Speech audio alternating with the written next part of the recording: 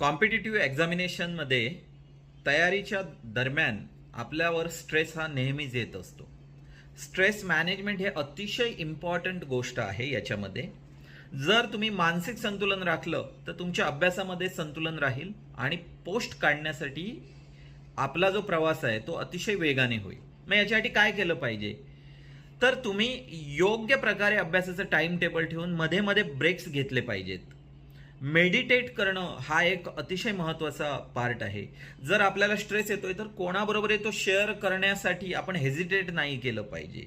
मी suggest करेन की तुम्ही 7 दिवसाचं टाइम टेबल बनवल्यानंतर जो संडे आहे, संडे 4 नंतरचा टाइम स्वतःसाठी ठेवा. मूव्ही बघा, फिरायला जा, खेळण्यासाठी जा, इतर कोणतीही गोष्ट करा.